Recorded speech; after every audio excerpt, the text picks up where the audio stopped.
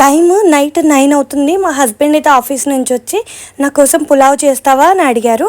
ఇంకా అడగడం నేను చేయకపోవడం ఉంటుందా, సో పులావ్కి కావాల్సినవన్నీ తరుక్కొని ఇంకా ఈరోజు కిచెన్లో కాకుండా ఇక్కడ అరుగు మీద రైస్ కుక్కర్లో చేద్దాం అనుకుంటున్నాను. సో ఇంకా నేను డీటెయిల్ రెసిపీ అయితే ఏమి ఇవ్వట్లేదు, జస్ట్ బటర్ వేసుకొని నేను బిర్యానీకి కావాల్సిన మసాలాస్ అన్నీ వేసుకొని తర్వాత అల్లం వెల్లుల్లి పేస్ట్ వేసి ఇంకా ఆనియన్స్ నాకు కావాల్సిన వెజిటేబుల్స్ అన్నీ వేసేసుకొని వాటర్ పోసేసి వాటర్ అంతా బాయిల్ అయ్యాక అప్పుడు రైస్ వేసుకున్నాను. ఈ వాటర్ బాయిల్ అయ్యేలోపు నేను పన్నీర్ బటర్ మసాలా కర్రీకి కావాల్సినవన్నీ ప్రిపేర్ చేసుకుంటున్నాను.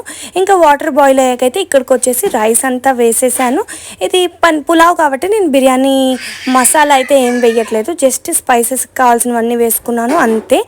ఇంకా బిర్యానీ రైస్ అయితే రెడీ అయ్యేలోపు నాకు ఇక్కడ పన్నీర్ బటర్ మసాలాకి కావాల్సిన పన్నీర్ క్యూబ్స్ అన్నీ అయితే కట్ చేసుకుంటున్నాను. స్లోగా చేస్తున్నాను, టైం అయితే ఉంది కదా. ఇదైతే సిమ్లో పెట్టేసి బాగా మగ్గించాను. ఈ మగ్గినవన్నీ కూడా ఒక మిక్సీ జార్లోకి తీసుకున్నాను. ఇవైతే మంచిగా పల్స్ అవ్వవు కాబట్టి వాటిని అయితే బయటకు వేరు చేశాను. ఈలోగా బటర్ వేసుకొని కట్ చేసిన పన్నీర్ క్యూబ్స్ని అయితే మంచిగా ఒకసారి వేయించేసుకుంటున్నాను.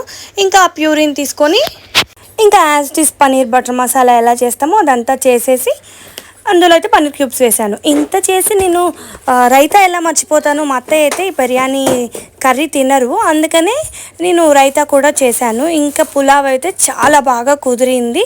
స్వీట్ కార్న్ కూడా నేను వేసాను, చాలా బాగుంది, అందరికీ నచ్చింది.